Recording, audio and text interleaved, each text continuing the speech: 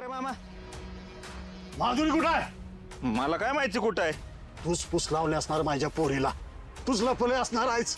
अरे मामा काय बोलतोय? लग्न झालंय माझं, मी कशाला लपवीन पोरीला?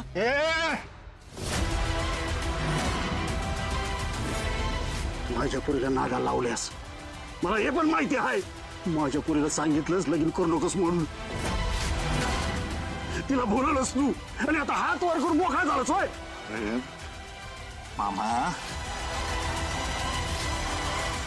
हे बघ, माझं लग्न झालंय, मी असं कशाला करीन? हा, सगळं गाव जमलं इथं, गावासमोर तमाशा कशाला करतोयस? तसंही तुझ्या पोरीला 1000 वेळा समजून सांगितलं, पण ते ऐकतच नाही. कसं ऐकल?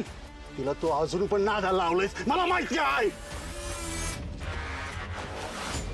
खानदानच असं आहे मामा. ए, तुझ्या बानं 2 बायका केल्या, तू बी तसंच करणार असणार आहेस. हे बघ, माझ्या पोरीचं लगीन असल्या घरात लावून देणार नाही म्या. तिला तुझी दुसरी बायको म्हणून नांदवणार नाही.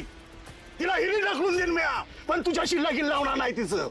मला तरी कुठं लगीन करायचं तिच्या बरोबर?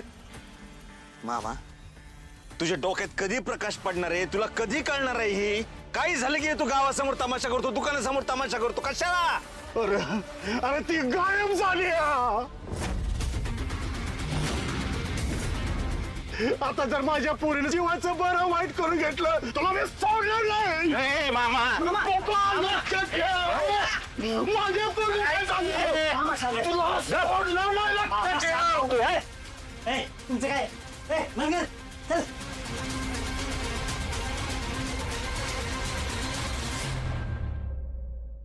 पप्पा तू काय काळजी करू नको, आम्ही समजवतो त्याला. तापले इथे कशाला नादा लागलाय त्याच्या?